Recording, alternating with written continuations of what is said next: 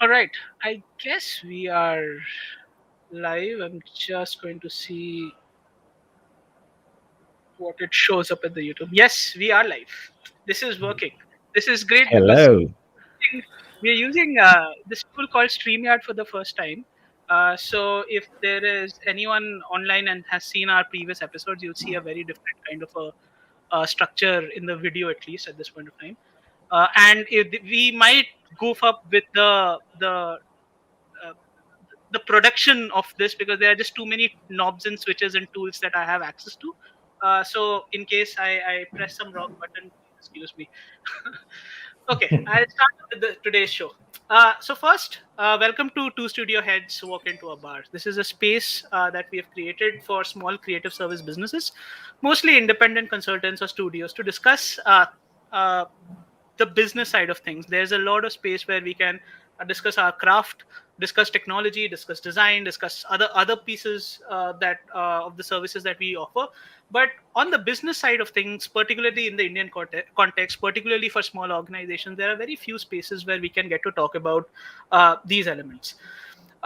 So today we are missing a regular host of our show, which is Tejas. But I hope Tejas is watching us online. He's traveling right now, and I hope he's having a good travel. But for now, in the show, there is I'm Souvik. I run Miranj, which is a small strategic web design and development studio based out of New Delhi and Cambodia. We have Nav. Nav, Hi, everyone. Hopefully, the audio is working. Yes. yes. um, Hi, thanks, Sovik. Yeah, so I am a designer living in Singapore. I've lived here for about 11 years, and majority of the time spent was running a studio, doing the kind of design work that we digital design basically. And these days, I head design at an agricultural technology company called Jiva. Okay, amazing. And I'm very happy that in this show for the first time, Prateek has joined us. So Prateek, why don't you introduce yourself? Hi everyone. Yeah, I'm quite excited to be here. I am web designer and developer based out of India, and I co-founded Miranj along with Souvik sometime in the last decade. And yeah, I've been following along this show for the last few episodes with a lot of enthusiasm, and it's great to be here on the show as well. All right. Not within the decade, Prateek. We are past a Oh decade. yeah, we're past a decade now, just about. All right. Okay.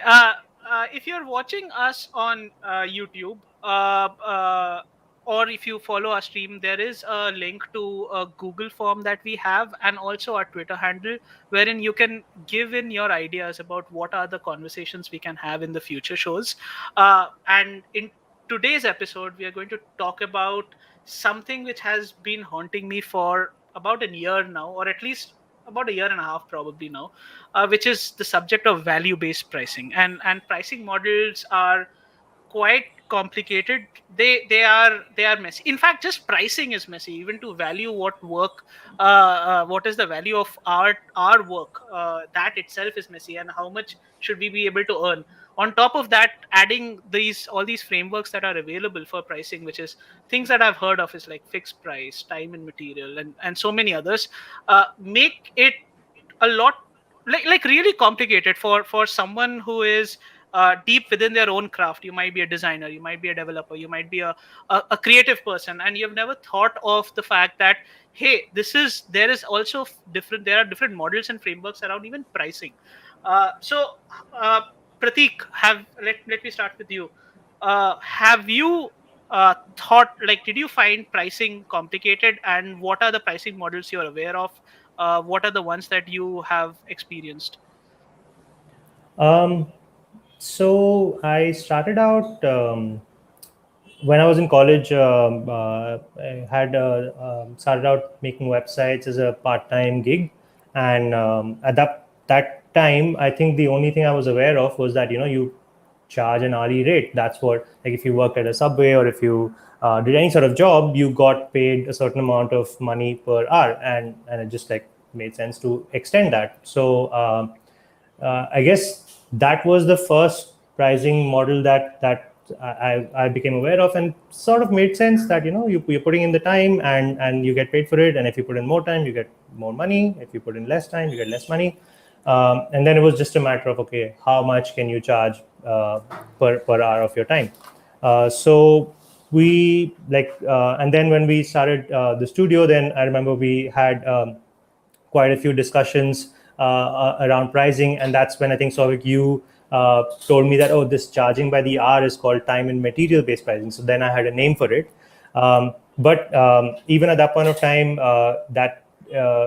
that seemed like a logical thing to do. And only, I guess, in the last 4 to 5 years, maybe, did I become like very aware of, okay, alternate pricing models like value-based pricing, and that there might be some assignments for which you have to put in a lot more time, but the work that you put out at the end of the day, which is going to be used by your client, might only be used for a one-time thing, like say an event or a conference or like a campaign. And hence that the potential impact that it can have on the business is limited compared to something like, say, when you're doing undertaking a comprehensive rebranding of a company, which is built to last at least 5 to 10 years or maybe longer, and across all their verticals. And it is not unthinkable that the branding might take lesser time or maybe equal time compared to the amount of things you might have to produce for, say, a conference. But the value in one is disproportionately larger than the other. So should you price accordingly or should you not? And that's where that seed was planted, and I started wondering, okay, this value-based pricing makes sense, and maybe we should also explore that. All right. Yeah. Nav, what has your personal journey been in terms of pricing? How have you looked at pricing? I think it wouldn't be too different, right? And I would even kind of go as far as saying for most designers, it wouldn't be that different, right? Because as designers, our nature, doesn't matter what type of designer you are, is to enjoy what you do, which is design, and ignore everything else. We don't want to deal with money, right? We don't want to think about that. So most of us start there and we ignore it as long as we can, till we really have to think about it. We're happier not thinking about it. So it's the same. It started with, yeah, oh, we're charging by, I think we never charged by the hour. I've never in my career charged by the hour.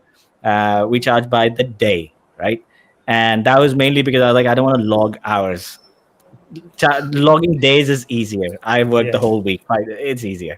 So it started there. And as I moved more into managing the business, then and it took me a few years to get to the point where I was like, I need to apply my design brain to pricing as well, right? That's also a problem that needs to be solved, because I mean, I'm sure we'll go into the details, right? Like, we were basically time and material based pricing. We even tried fixed price as well, projects as well, and both just didn't work for us over time, so we had to get creative. And that's how I started discovering value based pricing, and after a bunch of experiments. All right. So my experience is a little different, by the way, in the sense that I started freelancing during my university days, and in my undergrad, and I think no project did I ever price by the hour or by time and material, because from the other side it was more directed by the clients, like, hey, I want a fixed cost. How do I know how many hours it will take, whether you're working or not working, what you're doing, etc., etc.? I want a fixed cost. So I think my experience was that fixed cost is the only way you can sell your work. Like, they'll say that I want this, I want this, I want this, and I'll say, okay, I'll do it for like 10,000 rupees or 15,000 rupees or 20,000 rupees or something like that. And then once I start doing the work, then I realize that, hey, the clients are asking for more. I didn't anticipate this. Oh, I didn't realize that this is what they want. And then there will be a renegotiation at a certain point in time. and there'll be a disagreement, then they'll say that, look, this total work is more than what you had originally said, and at some point of time the client will be like, okay, tell me then how much more, and that also has to be another fixed more. And that was what my journey was like. And I think this concept of hourly rates is probably more prevalent in outside India. I don't know if that is the case, because I always found everyone around me talking about some fixed price thing until I reached the consulting space. So in the consulting space, then I realized that everyone is charging by the hour. Lawyers charge by the hour. IT consultants charge by the hour. Everyone's charging by the hour. And then I realized that, wow, this is amazing. I don't have to renegotiate in between. Scope discovery is not a problem. And that became something like, is the way to go. But and in many cases, the clients you will deal with at that point of time are also expecting an hourly rate. It was a surprising change for me. Like, once you position yourself as a consultant, or you're in that space, then the other side is always almost anticipating what's your hourly rate. They'll ask you that as a question. So for me, that was anyways a change, until, of course, now we're going to talk about the value based pricing, and how, and I would agree with the things that Prateek said about I think we had these similar conversations, Prateek and I, about Yeah. should a branding project versus if you're making an app or a website, which is, or just a brochure that's only relevant for a very small time, then how can you charge the same thing based on the time? Actually, And Stovik, this, yeah, go on. you made me think. Actually, we might be talking about two things, which might be actually useful to clarify here, right? Yeah. One is how you're expressing your pricing to the client, and the second is how you're calculating the rates you want to charge or how much you want to earn. And those are two different things, right? Yeah. So, so because you were now when you were discussing, you were saying that you would always say this is how much I would charge for this website, and then you would have to Yeah. renegotiate that, right? Yeah. And I think that's fair. So the way we charged price or we expressed prices to the client was always we were going to charge you this much for this website, but any work beyond that is going to be at this much per day. So we would build in Yeah. that flexibility. So in terms of expressing work, even in Singapore here, we were always doing fixed like that. Like we would have to give them that this is how much it would cost. But if you go beyond that, then this much, and it came with its own Yeah. pain. But the key thing here is that whenever we try to go and say, hey, we're just going to charge by the hour, so we'll keep working, no one would sign up because they're like, but we have Yeah. no idea of knowing how much that's going to be. So you need to give us some estimates. So I just wanted to clarify that, right? Like that could be another conversation on how do you price, how much should you be pricing, which I think we might actually get into with value based, but how much should you be charging for your services? And then how do you express that to the client is a different thing. And I think Yeah. value based kind of touches on both things in some ways. Yeah, I think that's Yep. the great point you caught on to there, Nav. And our experiences has been quite similar. That no client is very enthusiastic about not having some sort of constraint or an upper limit, and they'll be like, yeah, just have at it. And if you want to put in 100 hours, feel free. If you want to put in 1,000 hours, feel free. No one wants that. They come with certain constraints. There's a challenge in bringing the constraints on the table. But once it does come on the table, then we try to figure out, okay, within the constraints that you have stated, this is roughly the amount of effort that we can deliver to you. So that we make it clear to them that the way we work backwards from your constraint is how much effort we can put in, and then in the time that your budget buys us, this is the amount of work we can do. So yes, we also express to them that, okay, for X amount of money, this is what we can deliver, but it's because we're going to be putting in, say, 10 weeks in it, and if you wanted more, then it would have to be like an 11th week or a 12th week. And even the early point that you brought up about how you always charge in days and not in hours, I think when we were starting Miranj, we also had this conversation, and it was similarly motivated that we just do not want to track hours. It's too much overhead, and we went a step further where we're like, we're only going to bill in weeks. That's the unit we will deal with. and yeah, Yeah, I don't that's know where if we I started. ever expressed this to you guys, but when we worked together, that was the first time I worked with someone who charged by the week. So that was also another data point I was looking at. I was like, okay, that's interesting. What if we charge by the week? And I think we started Yeah, experimenting with that in some form as well. yeah, I think sometime in the future, in one of the future episodes, I would love to have a conversation around these bits, because when we were using weeks, it was trying to balance uh, what is the units we will use to estimate our own work versus what is the unit of costing. Now the time unit I'm talking about, Yeah, yeah, yeah. because if we go into hourly based estimations or daily based estimations, then it will drive us crazy, and also it is likely to become very inaccurate. So we'll probably touch upon these estimation bits later, and eventually we merged both of these and said let's do weekly, and that's the point where we stood at. But anyhow, coming back to the larger conversation over here about pricing models, uh, it would be interesting to know uh, what has been Book's journey, and while you were there, now, and your journey over there with respect to pricing, and because I know that at some point of time you did transition over to a value based pricing. But tell me, what was the journey then? What were the in the early days, and what were the good things of going with whatever pricing models you went? Why did you go for the pricing model that you went for? And what were the challenges you were facing with your pricing model that you had to transition, or you were thinking of transitioning? So can you walk us to the first part of Book's journey pre value based Yeah, pricing? yeah, and I think I can actually do it quite quickly. Like when Book started, I think we were basically in a very unique position. There weren't a lot of people doing what we were doing. So it became very easy for us to just charge what we wanted to charge. Like we had massive margins when we started, like 2009, 2010, right? And and so we would just put in fixed costs. It was just simplest. We would just say this is going to charge cost you this much. It's going to take this much time. No one at that time knew how to evaluate how apps are priced and all of that stuff. So we would just go, hey, this is how much we'll charge, and so that's where it began. And then as we grew, the team, the kind of projects we did, the within the team, the skills became, we had people doing more specialized work. Design became a separate thing. Development became a separate thing because we did both. Android was different. iOS was different. We started realizing that the team's motivations and what the different teams cared about was different as well. And that kind of plays up again in the longer journey for Book. But that was a time when we said, you know what, things have become more complex. Initially, we could say we're going to deliver this in 3 months, and we had such big margins that even if it took 4 months, we didn't really mind.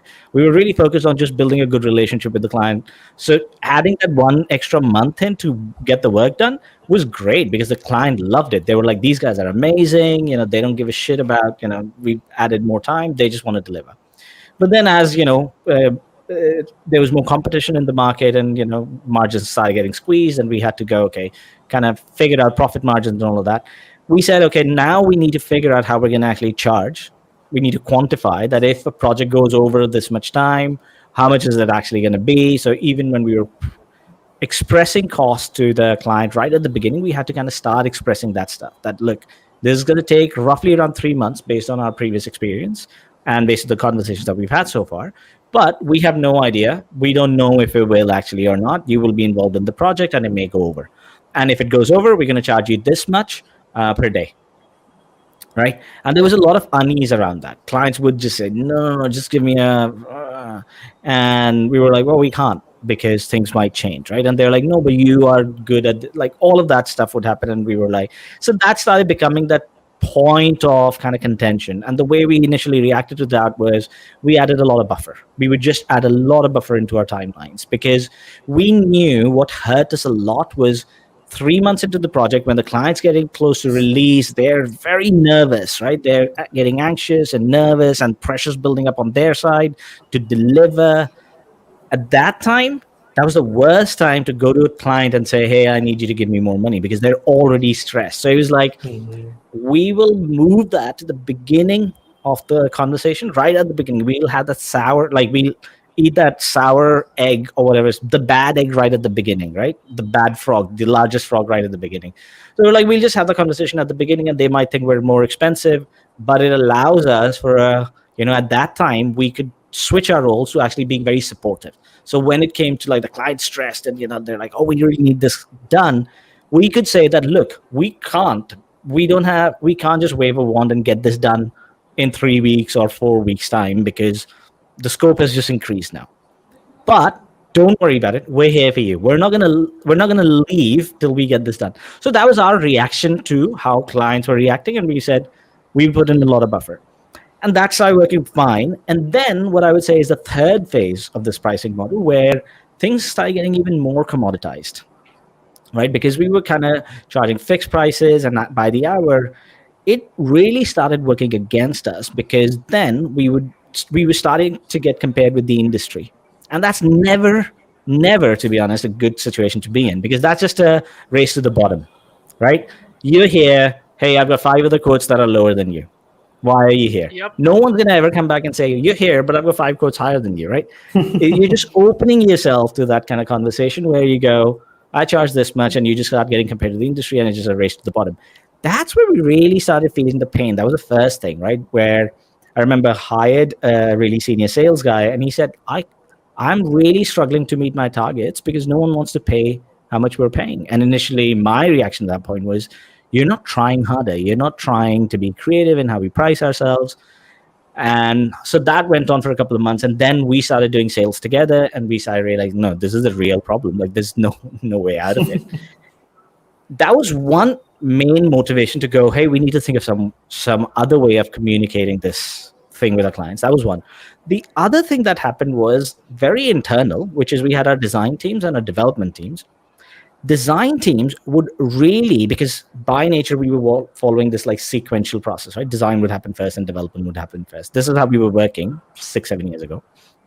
And so design would kind of have this luxury of the first 4 weeks, like if you have an 8-week project, let's say, or 12-week project, first 4 or 5 weeks of design, just let's say, you would kind of have this luxury to just get into design and start doing things, right? And if things moved, you would basically go to the client and say, hey, we need 2 more weeks. And client would even bat an eye, because they're like, yeah, fine, whatever, right? Just take 2 weeks. And so the design was kind of being motivated to work towards outcomes, right? Where like, we want to create this kind of experience for the end users. When then it came to development, suddenly development would go, wait, you took 2 extra weeks, but that's put a pressure of 4 weeks or 6 weeks on me, because in those 2 weeks, you've taken those 2 weeks away from my timeline. Plus, in those 2 weeks, you've created stuff that's going to take me an additional 4 weeks to build. So it started creating this friction internally, where development was just like, my co-director Sam would just go, nah, this is just not done. Like, now I am left with the dirty work of dealing with the client and saying, hey, now I need to increase timelines. And during a development phase, the relationship would just go bad. Sam was amazing. He had this thing about just building really good relationships with clients. He's still like, he was amazing, but he would just be stressed. And I'm not saying it just because, I would put the shit at him. He genuinely was very good at this. But then we started looking at it. We're like, okay, it doesn't work for client. Like, when we're going into the market, we're having to price down. And internally, we're struggling to stay kind of motivated and working together. So we're like, we need to change this. It can't be like this. So we need to be able to have that conversation with the client to say, at some point in the middle of the project, to say, hey, dude, this is not going to take the amount of time you were talking about. So we need to either talk about scoping down or increasing time, which is going to increase cost. We needed to build that in. So that was really the motivation between us going, we need to start rethinking this. And so we started experimenting with a bunch of different pricing models. And I remember reading a bunch of books, talking to a bunch of people. Like, I was talking to my friends back in Oslo, in the US, a few friends in Europe, who were charging in different ways, right? And trying to figure out how can we change this? I didn't know. I would just summarize that, like, our main motivation at that point became, once we looked at all that, it became less about how we price, but really about reframing our relationship with our clients, because we just realized it became so much about cost and output. I'll pay you this and you'll give me this. And it just wasn't something that we could stay aligned towards. We really had to move towards talking about outcomes. Like, this is the outcome we're trying to create for you, right? So Pratik, like you said, you're going for this event, whatever you want. You don't want an app. You want to have these many people coming to you, signing up for you, or whatever. So we're working towards that. So we really wanted to change it to that, because so that we, even in crunch time, we could be focusing on outcomes rather than just their cost. So that was kind of the motivation. And then, yeah, that's eventually meant we started experimenting with value-based pricing. And it was literally like oh my God, why had I never even thought of it? Not that it changed our business overnight, but it was just like, I hadn't even thought that there's this whole different way of thinking about how you price projects and how you have those conversations. It literally, over 6 months, changed our business. Like, literally, we all had to relearn how we would work, how we would think. It was really just like, whoa, what just happened? Okay, I'll Wow. just step in over here before we go into the value based pricing bit, because there are so many things that you talked about and I want to comment on and touch upon. And one of the first thing is when Pratik started smiling. And this is probably a good thing of having this conversation over video, that I saw him smiling. Awesome.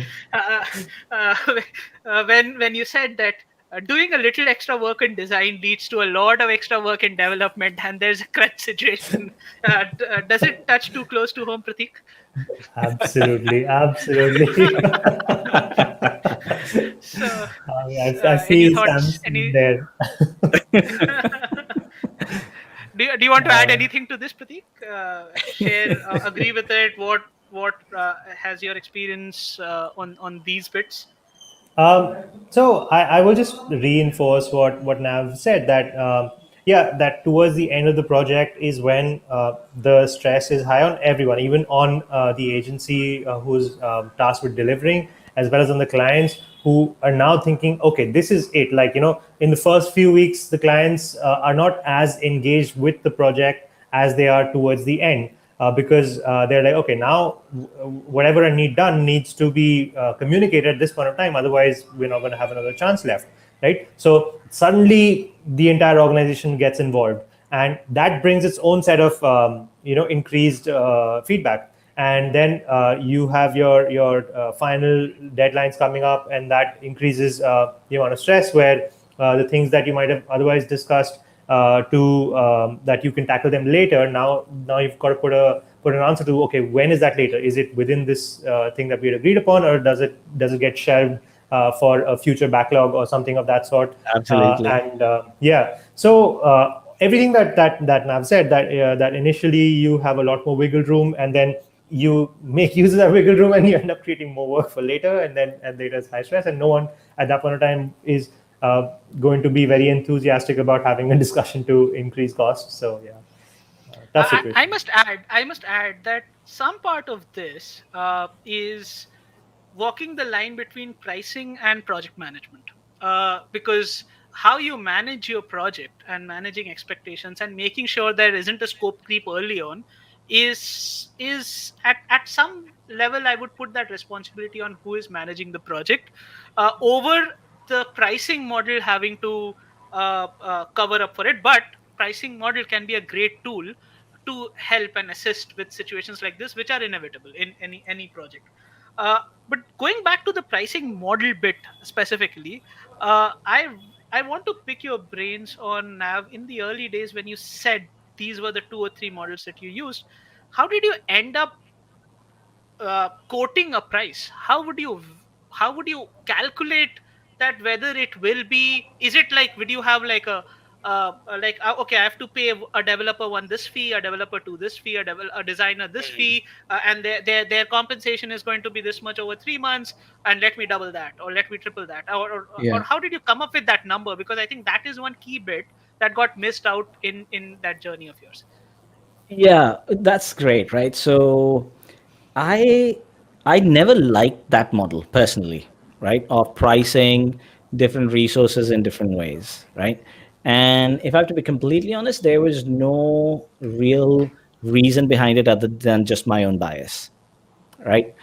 Because I was like, it squeezed me too close to that, again, hourly based pricing, right? So if I was involved, I was, let's say, senior level, and there was another designer involved at a junior level, and we're working, then I would have to manage my hours, log my hours, so that I could justify that I've spent this much time on the project, hence I'd charge this much.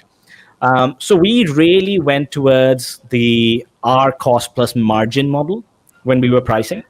So we went, this is the kind of margins, or this is the kind of revenue we want this year or this quarter. Break it down to monthly revenue, plus this is the kind of profits we want to have in that revenue, etc. And then we would have, that's how we derived our daily cost. So we said, this Got is that. per day how much we want to cost. And beyond that, we left everything fuzzy. And we were like, different clients need different kinds of engagement, different kinds of, so we left everything fuzzy and we just worked that way. Right. And it Uh, worked actually fine for 4 or 5 years. Uh, the first 4 or 5 years it was fine because we were able to we were always going towards that cost plus margin, right? Like profit, sorry, model, and we were hitting those numbers. Sometimes we'd miss it, etc. Sometimes we'd go over. That's how we were pricing our daily rates. And then when we were got it. expressing this, sorry, did you have a second part here as well, like how this was expressed Yeah, to the clients as well? Yeah. So please go ahead. Share that. like clients always wanted to know. So even when it was fixed price, they wanted to know, how did you arrive at this number of fixed price? And we would have Yes. this is our daily rate. This is how much we charge by the day. And then we would literally build out, like, over the next 3 months, this is how we would work on it. And we would express it in weeks, that design team's going to do this for the first 4 weeks. Then another 2 weeks, we'll work on this. Another 3 weeks, we'll work on this. Dev team will start here. Um, I mean, it was literally a Gantt chart. That's the best way. A Gantt chart to express how much time we were spending on it. And then it was a very simple calculation. We wanted to just keep it very, very simple and straightforward, to keep the conversation with the client simple and straightforward. And there Got was it. one other thing I One think of I the should highlight here. I think there's maybe a little lag. Yeah, Um, there is some lag here. There's a lag. Yeah. Yeah. Yeah. um, okay, Yeah. I'll just Carry on, Nav. one Just point complete and your then I'll point. stop. Yeah, which was that the reason we also did this was to keep it so abstract, so that, like, our theory was that the more itemized you made your pricing, the more opportunity for people to come back and say, can you remove that? Can you remove that? Can you remove that? In order to try and reduce the price. So we just kept it very, very abstract. Yeah. So it basically would, if you wanted to reduce price, you're reducing time. That's it. I just didn't want to go beyond that. Got that. Got that.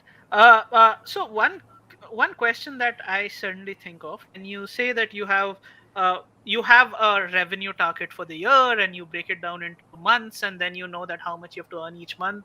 Uh, if you are working with multiple clients and multiple businesses, were you working with relatively evenly similar kind of client in terms of what they can pay, what they can afford to pay? Or would you be working with some clients who would not have as much budget, some clients who would have really large budget, and therefore you'll make a lot of money from one large project, but not as much margins and not as much money from some smaller clients or different types of clients? Did you have such a diversity in clients, or were your clients more homogeneous in terms of what they can afford? We certainly had a lower threshold where we said, below this, we just can't, because it just won't make sense for us. Because the way we thought about the business was, we needed to have this much revenue coming in. We definitely had this lower threshold. There wasn't really an upper limit here, because, we would basically base it on pricing. And if the client's like, yeah, good, then it would just be a big project. But we did make exceptions. There were definitely times where we said, look, we really want to work on this project for whatever reason. It could be because it was aligned with what we wanted to do in the world, right? Or it could be because it was helping us break into a new type of market, or we were trying to change our focus, do different types of work. So there's definitely exceptions that we made. But yeah, I think you could say that mostly we would go work with clients who could afford us. How did you Got guys? that. How have you Got that. guys dealt with this? Or What has your approach been?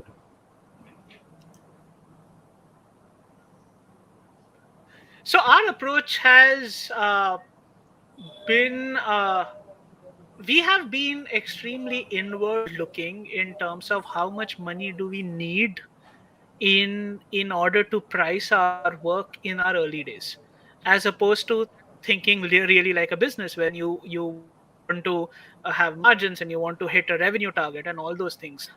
What we were really working like freelancers for our in our initial years, which is to say, look, Sovic needs this much money to survive. Pratik needs this much money to survive. We are a two-person company. We need this much money to survive, and we were never thinking of the part that there is going to be a margin and there's a target of money to be reached beyond purely survival. So of course we were not doing that great from a business point of view. We were probably doing great from work point of view. People who we were working with, it was an enjoyable thing. All of that is great, but from a money making perspective, we were not that great in the initial days. Uh, we Beyond that, what we realized, because of a small amount of training, scrum master training that I had done before I had started Miranj, which kind of explained to me how estimations can be made more accurate. Because one of the biggest problems that you have as in our industry is that you think everyone is so over optimistic in terms of, oh, this is the scope, I can achieve it in 2 months, and then later you realize that you're slogging for 4 months to achieve that project. And that really skews the money that you actually needed, because now you've ended up quoting for what you wanted to make in 2 months. Whatever that basis may be, you might have margins in it, you may not have margins in it, but what you see is the reality. It ends up taking a lot longer for you to do it, and then Yeah. suddenly the net effect of that is that your rates are virtually halved, because you took 2x the time to achieve the same committed work, and you also gave the clients that fixed buffer initially, that this entire project we'll do it within this cost, hoping that you'll achieve it in a certain amount of time. So once we uh, uh, realized that once I realized out of my training that estimations can make or break your the ability of how much money you predictably make, we focused a lot on getting estimations right. That was our key thing. Our key thing was to make things sustainable, to make things predictable.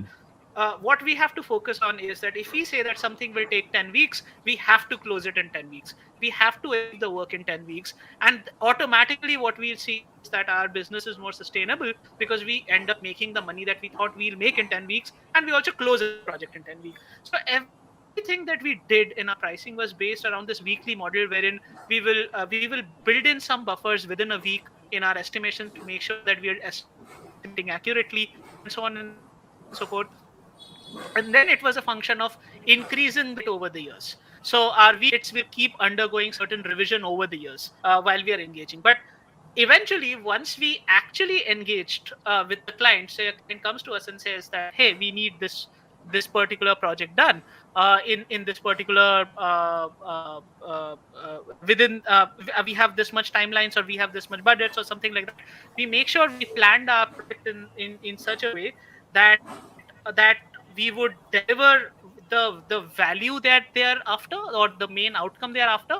We will prune the scope to remove the elements that are probably not very core to the idea for the clients, and we would try to make sure that our weekly rates are still achieved with the clients within the fixed budget that we would quote to the client. So if we say quote 100 rupees to the client, and we are internally, we know that we want to be billing about 20 rupees a week, then we will make sure that we are not giving more than 5 weeks, or we are not committing more than 5 weeks of work to the clients. And Yeah. then again, the rate kept increasing over a period of time.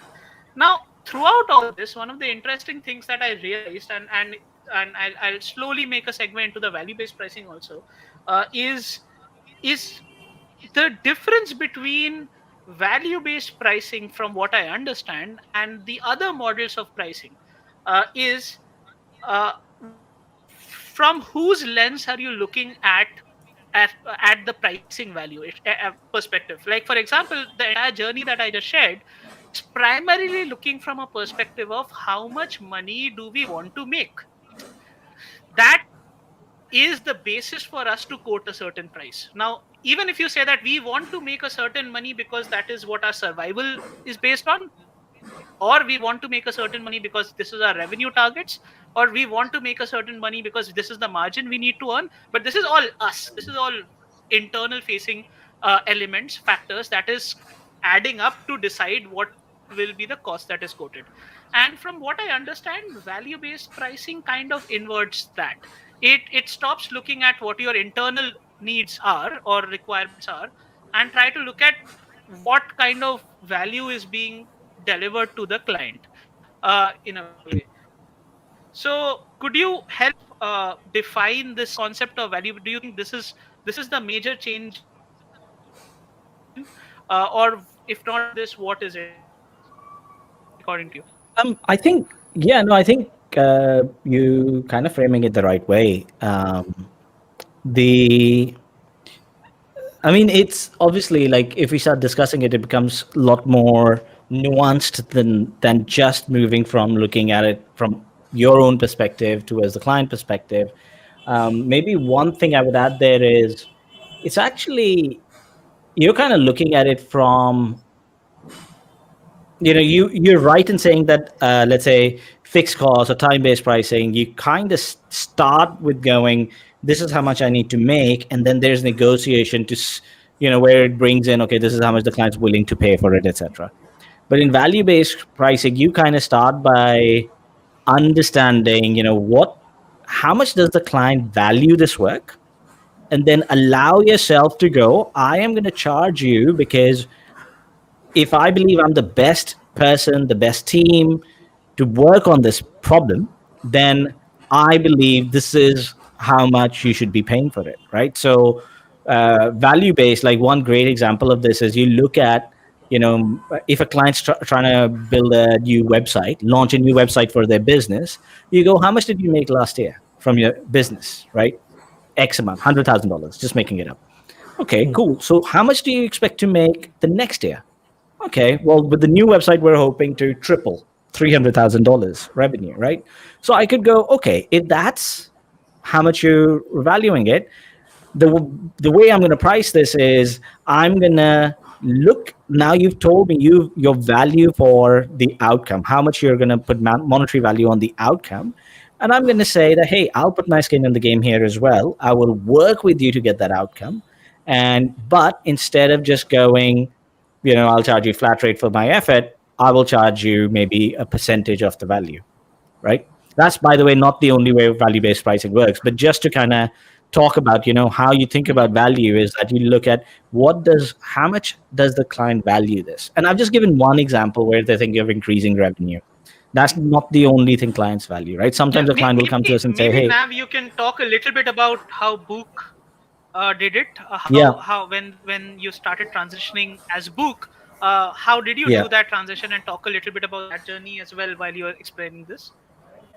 Yeah, no, absolutely. The first project that we did this on, I was very lucky that actually when I wanted to work on value-based pricing, I was working with a client where the product owner actually guided us a little bit on value-based pricing. So we were trying to experiment with it, and we didn't end up getting the project, right? But they guided us. They're like, look, if that's what you're trying to do, this is what matters to us. This is what we value.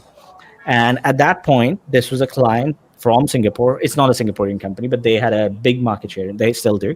Big market share in Singapore in massage chairs, right? And they're trying to break into a new market.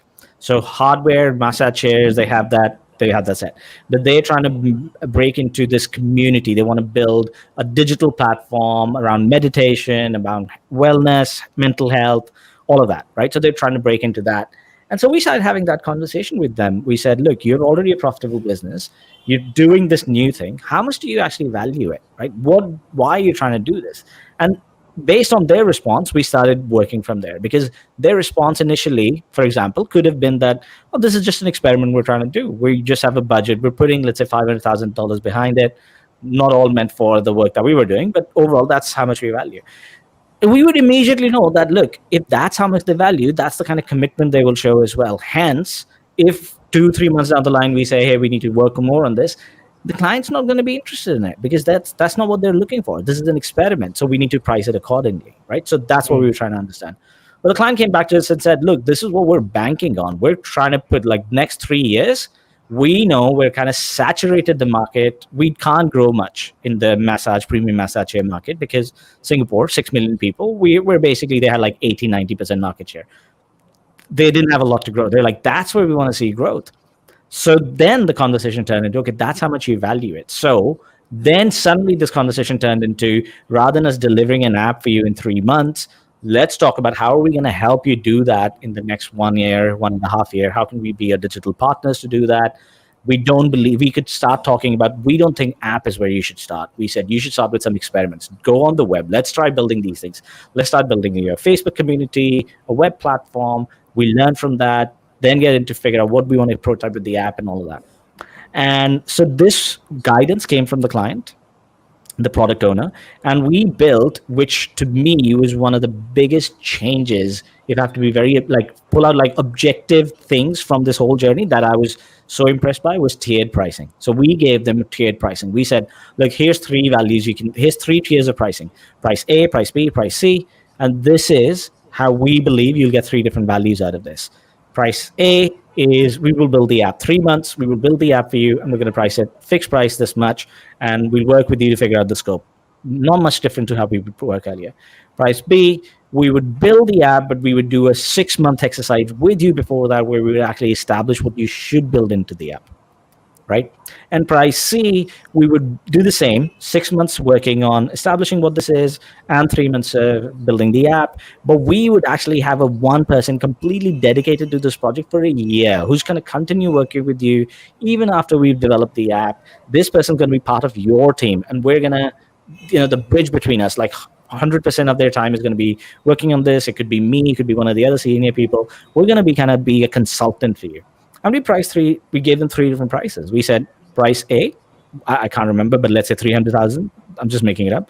Price B was considerably higher. I think it was like more like 900,000. And price C was like, I think 1.2 million or something like that. By the way, these numbers are not relevant at all. Like I've made them up. It could have been like the price 3 was like 300,000. I really can't remember the prices.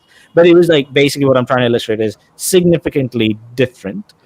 And by doing that, we made the client think, what do they actually care about? Do you care about the app, or do you care about the output, which is an app, or do you care about the outcome, which is your customers start actually in building this relationship with you, etc., etc. So it was great content. That's how we started. And there was another example where we worked on this because the client cared about time. They were like, nobody else is willing to do this in the 2 months that we have. Would you be willing to do this? And we went, yeah, but it would be a very hard work for us as well. We want you to be aware of it, but we're going to charge you similarly. We're going to charge, no one else can do this for you. We're going to charge you premium because we're going to get, there's opportunity cost for us involved here as well. So yeah, so we would always look at what's the value for the client. And yeah, that's how we did it. But I also know that there's many different ways in which value-based pricing gets expressed. So I'm actually very curious about, how do you, Miranj, express this?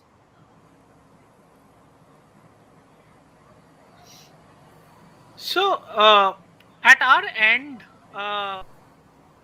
we have not completely transitioned to the value-based pricing model, or at least we have not labeled it as value-based pricing yet internally. Though we are doing something very similar in terms of tiered pricing today. So we do give three options, and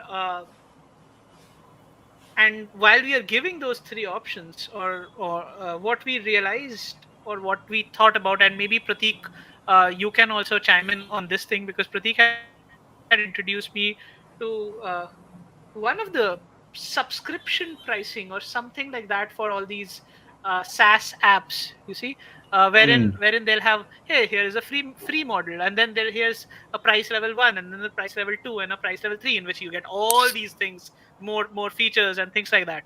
And then you are you also want to make sure that you recommend which is the model you would recommend to the buyer, in a way which is, so you'll often see that, hey, this is the most popular plan, or this is what we would recommend for teams, etc. They would generally add that, and you would also price it in a way wherein there is a gap or a delta between option 1 and option 2, which is much larger than the delta between option 2 and option 3. That is, these are some of the things that I am trying to put in. So if you are going, so our hope is that you will not choose option 1 at all. You will choose option 2. But if I can nudge you a little bit, maybe you'll choose option 3, which would be like a small extra over it to get there. So we would usually not make the third one very exorbitant, to the point that, hey, Yeah. we are not expecting you to buy that at all. Also, we have also done that in one or two of them, with other partners, because we are often co-pitching with other partners. So I won't believe that these are all completely at our end, all Yeah, these yeah. ideas and all the ways we are implementing it.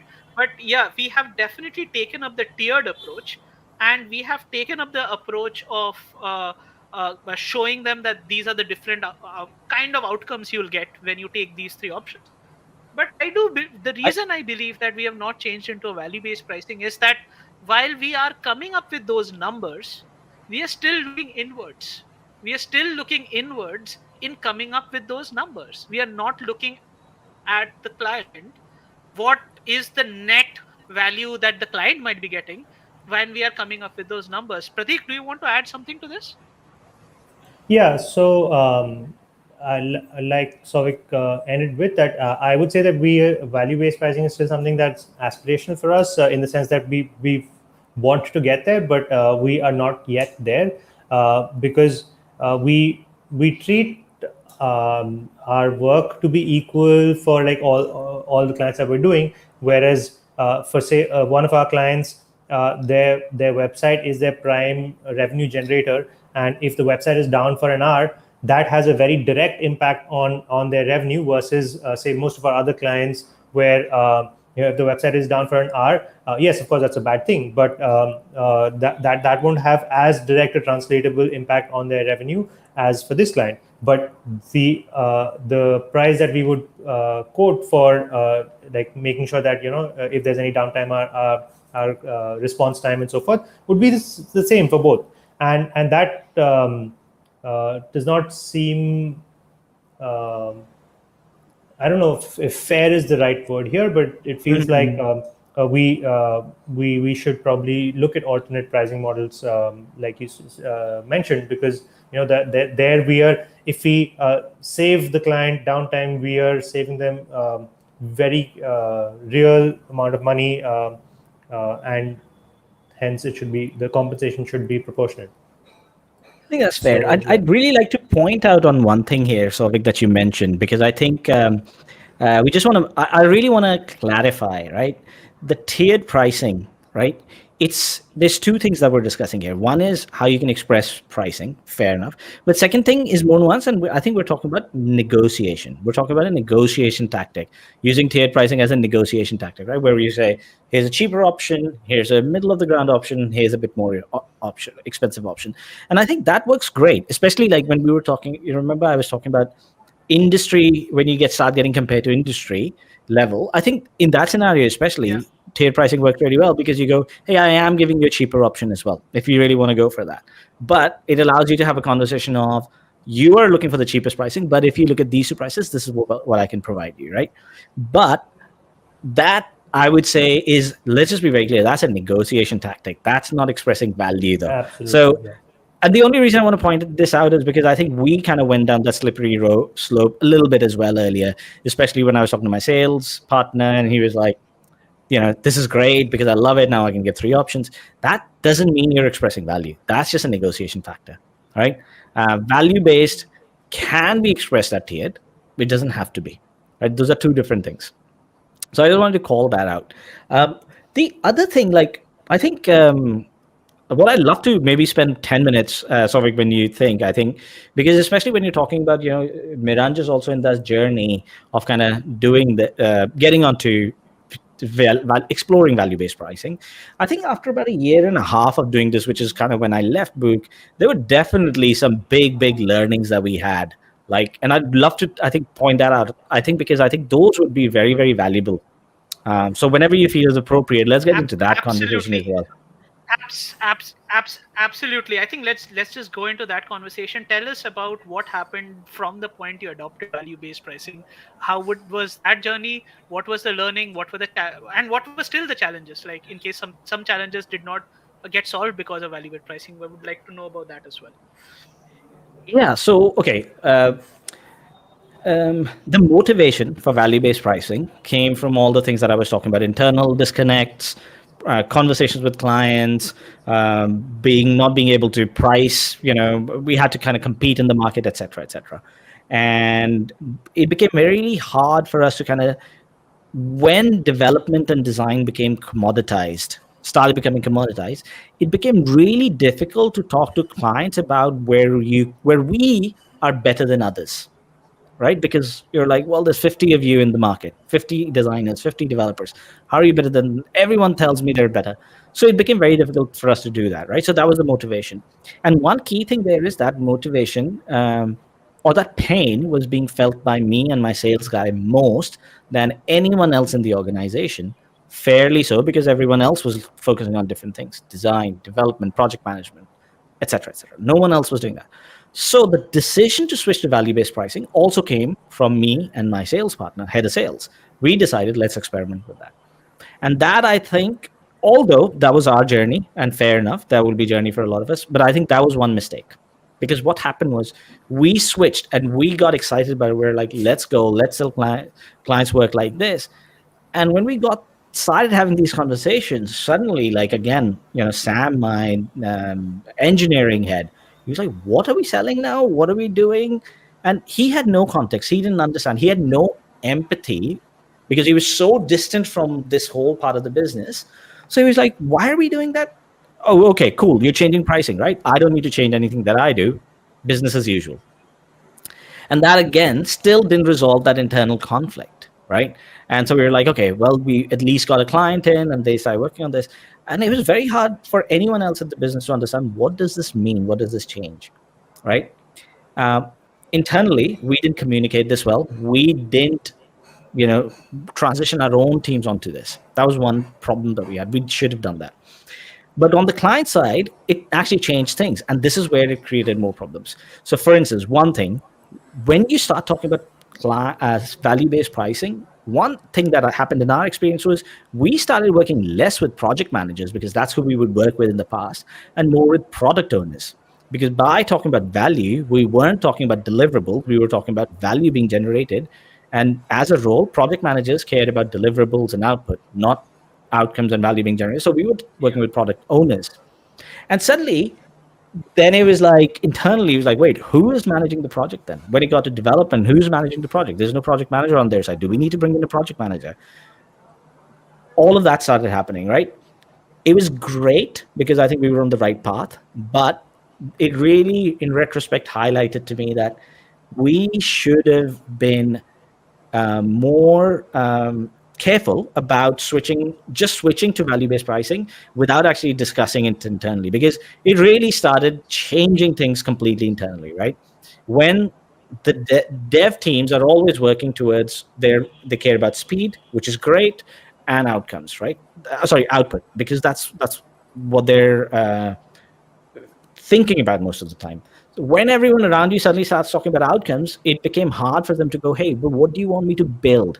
So when even the clients started going, I want these people to really feel this passion about what we're building, or really get this experience, my dev team started getting confused. They're like, but what do you want us to build? Give us clear ideas. And the client was like, wait, we thought this is how we were going to work. That was one thing. Second thing, it made us much, much closer to the client, which again started changing certain things. When you're closer to the client, you're having different types of conversations. Client wants to hang out, you want to hang out with the client, you're going out for coffees. I was going out for coffees, beers with my clients, but my dev side, again, wasn't, because they hadn't figured, they were so distant from all of this. And there was this feeling internally that, what's going on? Like, now I can't understand the client. I can't talk to the client, because I don't know what they're talking about. There's no project manager, there's a product owner, and now you're hanging out with them. So why aren't you managing why don't you take over? So we really pushed away a big part of the business internally. because they just didn't understand this, right? So that was one thing.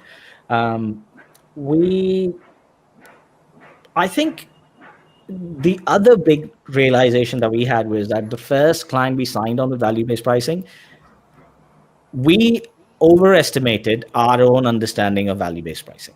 It was great, right? We read some books. We were like, this is how, watch YouTube videos. This is how we do it. And that's fine because, you experiment like that. And we sold the project on value-based pricing. It was quite a big client as well. And, but we, yeah, definitely had to kind of wing it the first couple of projects. We're like, wait, what does this actually mean now? What does this mean? Value, like, how am I going to measure this? How am I going to show the client that, okay, in 5 months, this is how it moved the needle for you? So all of that had to be figured out. We had no idea. So that's the other thing. Like, what we should have probably done is, in retrospect, spend more time just trying to understand this. But like, it was fine. Like, no regrets looking back, because you just need to start somewhere. Sometimes you just need to go. Desperate times call for desperate measures. So we just had to start. But yeah, we completely overestimated our own understanding and underestimated the impact it had on the entire business, for sure. My head of sales after a while lost track as well. He's like, I can't price these projects anymore because I don't think in terms of value. I think in terms of days, weeks, effort, time, material, and costing. So suddenly I had to be a lot more involved in trying to figure those things out. So those are the two big things I noted down before we started the call, because I like, yeah, those are the big things we should definitely highlight. These are definitely huge. In fact, I have another question related to this challenge that you're pointing out. Once you end up selling a project for value on the basis of value based pricing, are you even able to track how many more projects you can take up? Do you have internal bandwidth to make another sale? How did the salesperson navigate these bits? Because what it could mean once you sell that project is that the project could take 2 months of your developer time, the project could take 3 months of your developer time, and you don't know Uh, when will the next opening come in for the next project sale, probably. that's okay. Yeah, that's a great question. When we were doing value-based pricing, we were still figuring out our own pricing as well. Like, we still had to have a number for how much do we need to earn, right? Value-based pricing did not mean that we were suddenly being completely fuzzy about how much revenue we're going to bring in. No, no, no. Value-based pricing, it didn't change our day rates. Like, day rates was separate. Like, it's not related. We still had a day rate. We still priced that way. We were still quoting the day rate as well, telling clients that this is how for 3 months, this is why we'll charge this much, and 6 months. The biggest change that value-based pricing brought was who we were talking to on the client side and their understanding of when things suddenly became, hey, this is going to take us more than 2 months. Because it stopped being about you're delivering an app in 3 months to me. It became more about we're trying to affect this behavior change, for example, in our clients. Hence, we've done this first month of work. We've figured out that what we were initially working towards is not going to have that impact. Let's talk about it. So when I was talking earlier, I was talking to project managers who they didn't care about this, right? Not because they're evil or anything, but just because, well, they've been told to be myopic about deliverables. That's fine. Suddenly, we were talking to different people in the organization for whom these conversations made sense and they cared about it. They started caring that at 1 month, you've told me now that in 2 months, we were going to deliver this piece. We shouldn't work on that.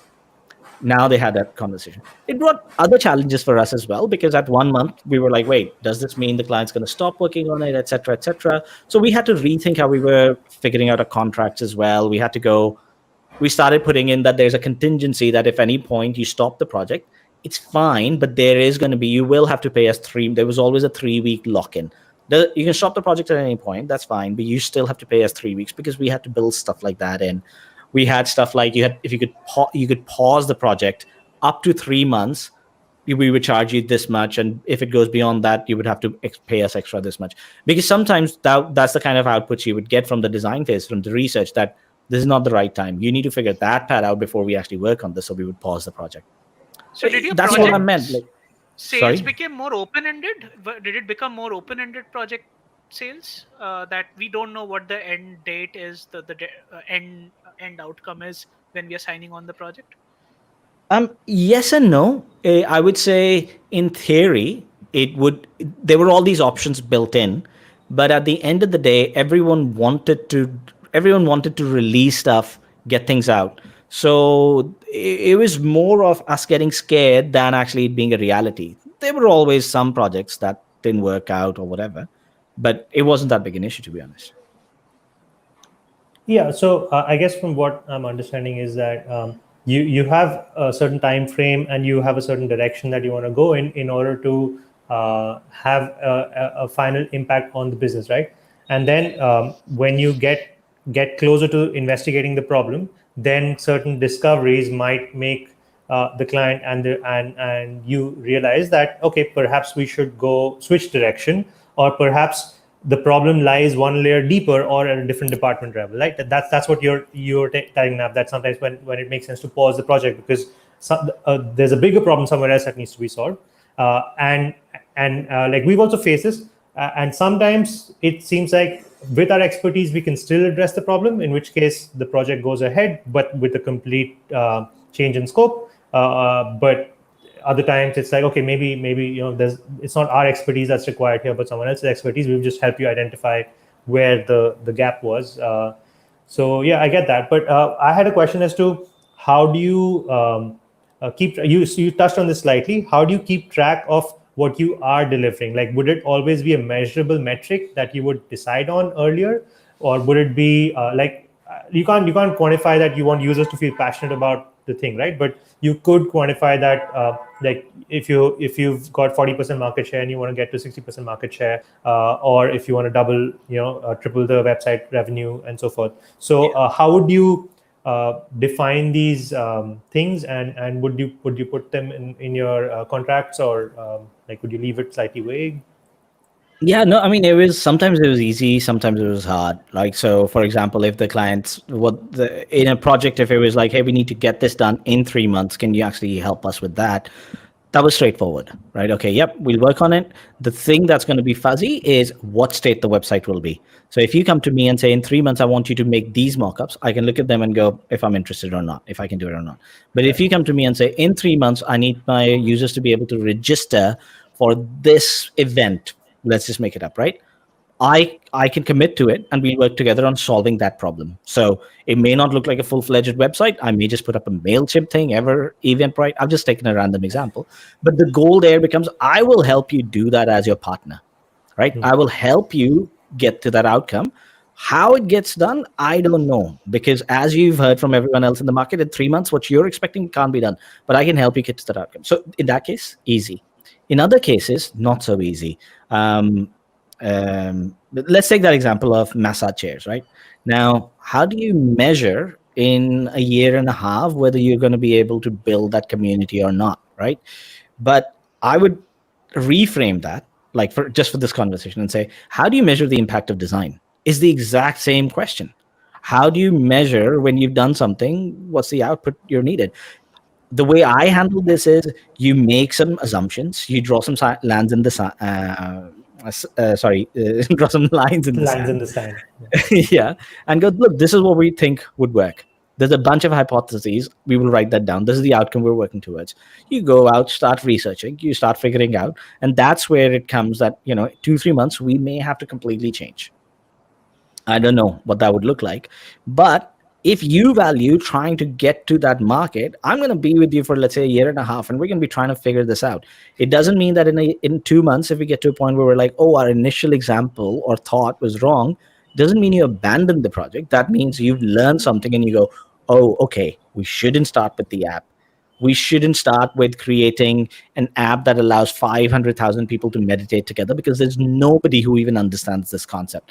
So what we now need to shift our focus to is, let's create a Facebook group, have people sign on and just do video meditation or with celebrities. So we're still working towards those outcomes. So the outcome here becomes very hard to measure for sure, but you start defining outcomes at the points where you are more sure of what you need to build. Initially, it's just going, hey, we've got hypotheses. We need to experiment, and first we need to build insights. Then we can say what can we measure. by doing certain, working towards certain things. You definitely do want to measure everything. Otherwise, even you don't know if you're working towards, you just get lost, basically. Would you ever So it's attach your compensation or your earnings to the success or a success metric? That's a very interesting question.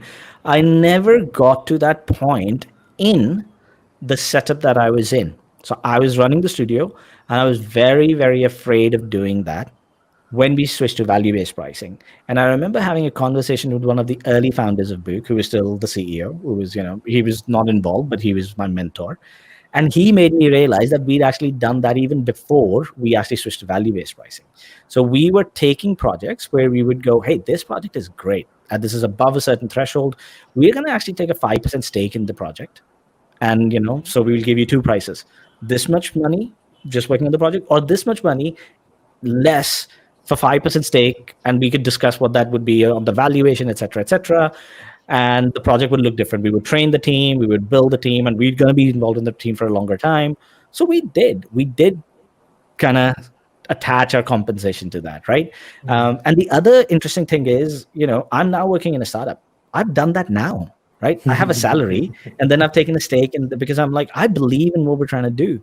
So the interesting thing was, when I was trying to work value-based pricing, I was a bit scared of it. But as soon as I reframe, my founder helped me reframe it. I was like, why was I scared? I'm doing this all the time. People are doing this all the time. We don't need to be scared of it. You just need to go, this is how much I think I can get. In a startup, when you join, you get options. You have no idea how that much that's going to be. It's the same thing, right? So you can price it that way. Yeah. So I thought that reframing there was really helpful for me.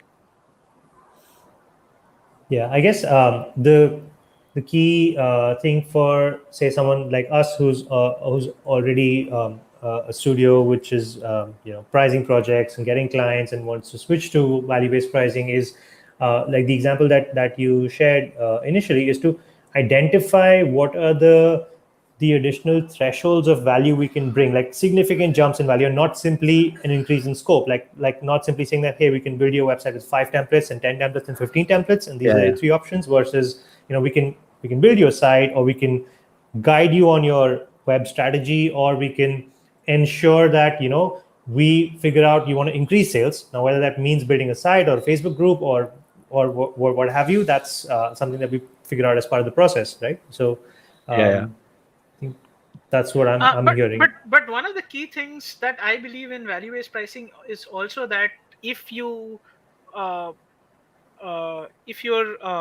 aligning to that these value-based parameters, then you're probably also earning more if the clients manage to achieve that value, or at least because if in case your revenue does not increase overall, but you still just achieve clients the goal that they're chasing, that's something that, what would be your motivation to do that? So is there a correlation between this, that when you take up this approach, your revenue also increases, and also, can you just touch a little bit about the good parts also? How did this switch change things for the better inside Book?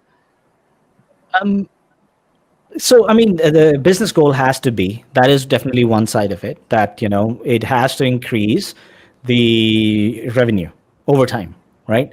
And which is why I believe value-based pricing is easier to do once you've established yourself a little bit, where you get more confident about what you can deliver, rather than when you're just starting out. Because at that point, to be honest, nobody knows how good you are. You don't know how good you are, right? It takes a while to get to that point. So definitely, but overall goal is to increase revenue. Value-based pricing isn't just going to help you, like, it's not the only thing that will help you increase revenue. You have to think about your pricing, etc., as well, like your rates, etc. But there were so you asked me, like, what other impact did it have on Book, right? Like, so one thing was, for a long time we knew at Book that our best source of business is recurring business. We work with the client, we want to keep working with them. And what that meant was not an account. And what I mean by account, not just the company, but if you're working with one person, people jump, they go to different companies. And that was the easiest way for us to get business. Value-based pricing made us closer to the right kind of people. And that just meant that over time, business from that angle had a better impact.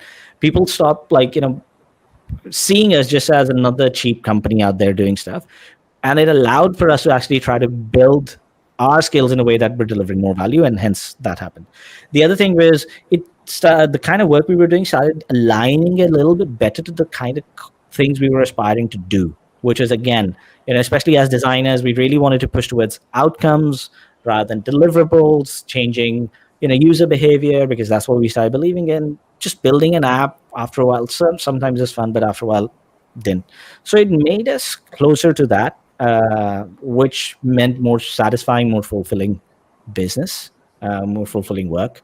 So that was another big outcome of this.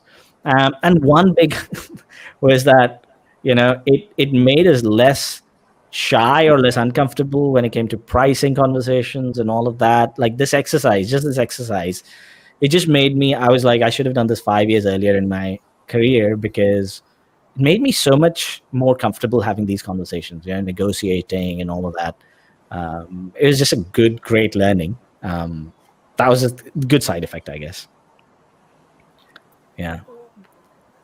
Pratik, what do you gain from this conversation? I'm slowly taking this to a closure.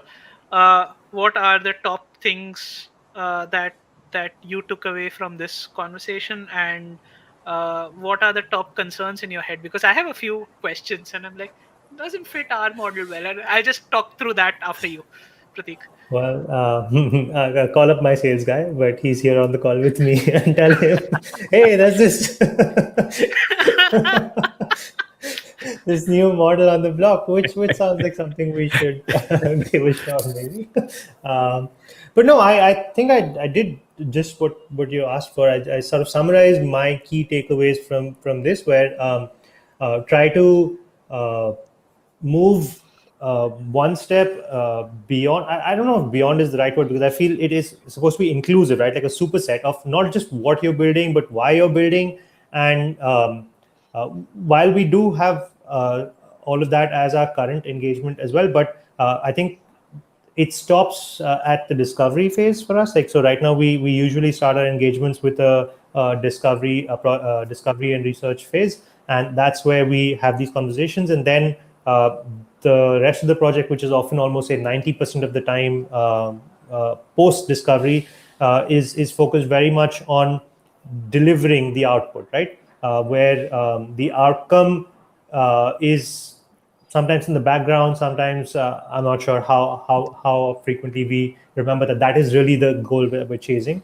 Uh, so this is not. I don't think this has any impact on pricing as much as it is that from internal data, because I'm leading the engineering and the implementation. That if the team itself is more invested in the outcome just as much as right now we're invested in the output, then for sure I think we'll end up delivering better work, and we'll get larger satisfaction. And I think with the client relationship as well, then there will be hopefully less back and forth about should we do X and how much that's going to cost, and more about, okay, are we getting closer to our outcome or are we not, right? Yeah, so that's what I'm getting from like the development and the implementation point of view, where I'm not as involved in the pricing discussions these days. But yeah, I want Yeah, to hear I what, think what one your of thoughts the are.